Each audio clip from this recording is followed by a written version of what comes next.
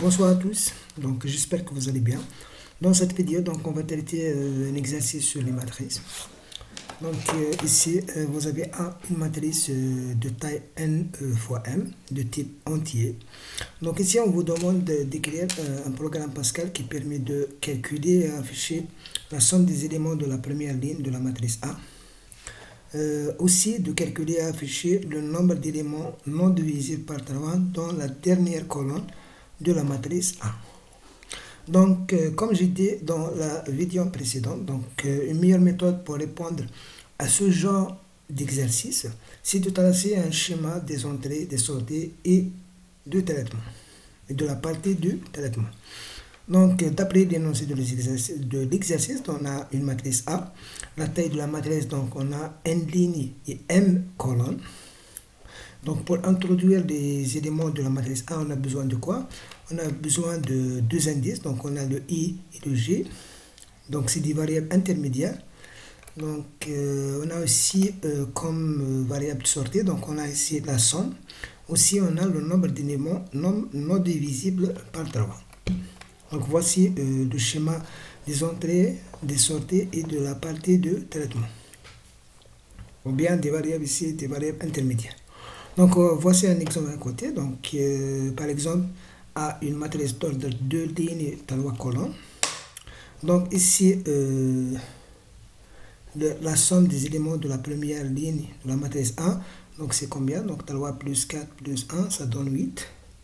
Le nombre d'éléments non divisibles par 3 dans la dernière colonne de la matrice 1. Donc, la dernière colonne, donc, c'est 1 et 9. Donc, le nombre d'éléments non divisibles, donc on a le 9 divisé par 3, le 1 non divisé par 3, donc le nombre d'éléments non divisé par 3 égale à 1. Ok? Donc, on va essayer de faire un programme Pascal. Donc, on va appliquer le même exemple et on va voir si on aura le même résultat. Ok? Super. Bon, on commence la programmation.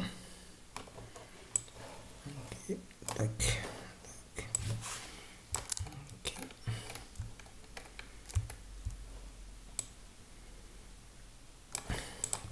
On commence toujours par le programme. Le nom du programme, par exemple, réduite matrice. Ok. Ça, c'est long terme. Donc, on passe maintenant à la partie de déclaration. Donc, il faut déclarer les variables d'entrée, les variables de sortie ainsi que les variables intermédiaires. Donc, comme variable d'entrée, on a le n, on a le m, on a le i, le g. Donc, on a aussi le s et NBR. Le type de ces variables, c'est des entiers. Okay.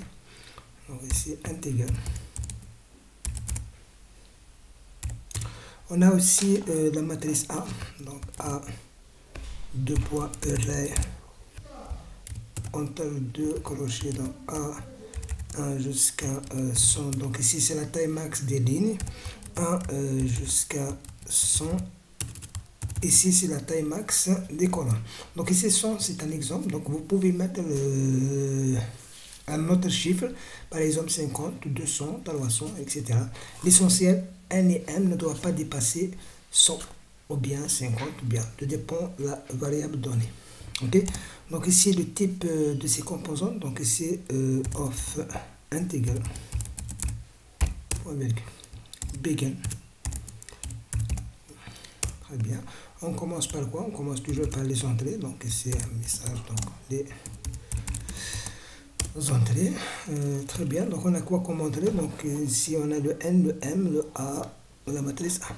Donc, on commence par de lire la dimension. Donc, write.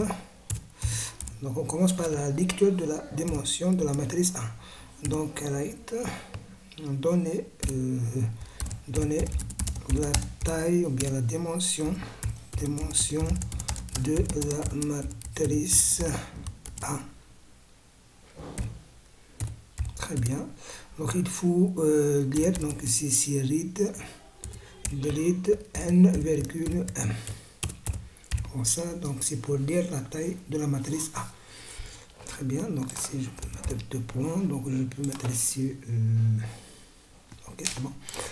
Donc ça c'est pour la taille. Donc maintenant il me reste d'introduire les composants de la matrice 1. Donc pour introduire les composants de la matrice 1, donc on a besoin de deux boucles. Une boucle qui génère des lignes et une boucle qui génère les colonnes. Donc for P de poids égal à 1 to n do. For G de poids égal à 1 to m do. Read A entre deux crochets et de G. Point virgule. Très bien. Donc ça pour la partie disjonctée. Donc on passe maintenant à la partie de traitement. Donc ici traitement. On commence par la première question. Donc question. Donc ici on nous demande de calculer et afficher la somme des éléments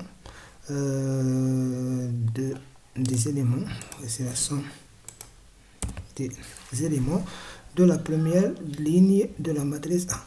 Donc ici, d'après la question, donc aussi nous demande de calculer la somme des éléments de la première ligne.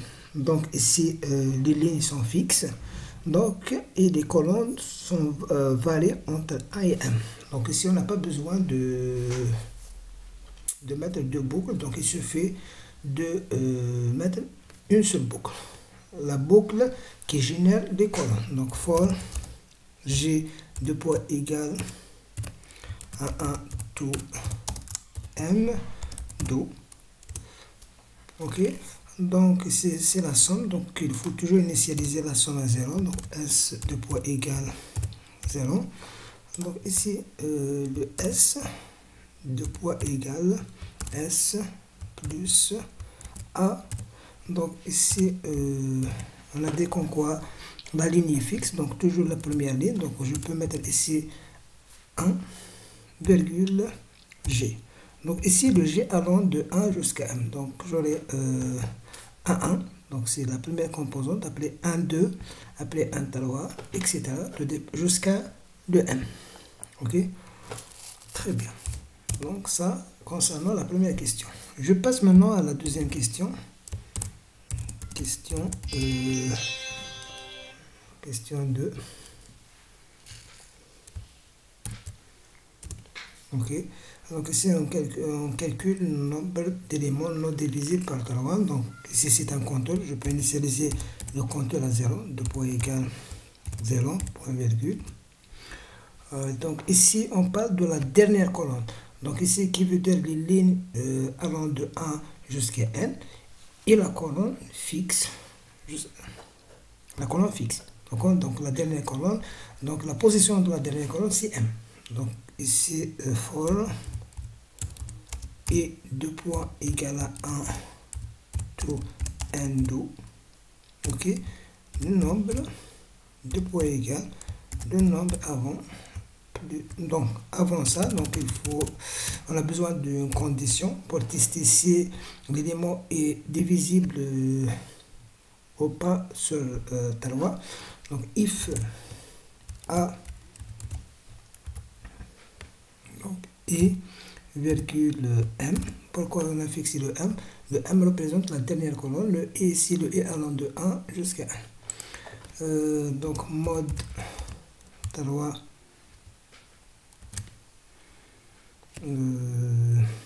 c'est non divisible, donc différent de 0. Then le nombre de poids égal le nombre plus 1, point virgule. Ok, très bien. Donc ça c'est pour la partie de traitement. Donc on passe maintenant à la partie des sorties. Donc ici des sorties. Donc on veut afficher la somme et le nombre d'éléments. Donc ici write nn, write nn par exemple. Ok, S égale, ça c'est la somme, virgule S. Très bien. La même chose pour le nombre de répétitions, write ln Donc, MB1 égale 1B1 pour virgule et de 1 point. Très bien, donc on va voir si le programme est juste ou pas. Donc, il faut compiler, donc il n'y a pas d'erreur. Exécuter.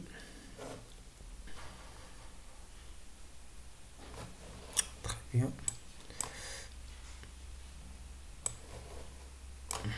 Donc ici, donner la dimension de la matrice 1, par exemple, 2 lignes, espace dans la colonne, entrée.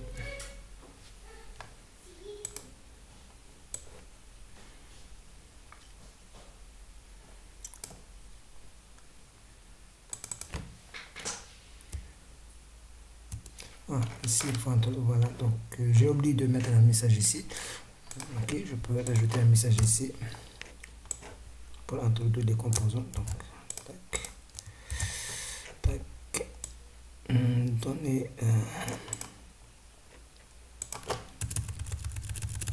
les composants de la matrice A, compiler, exécuter.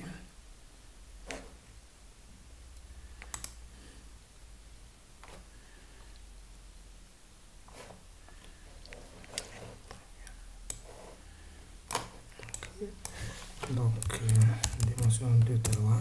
Donc, les composants, donc on a talois 4, 1, ça c'est la première ligne.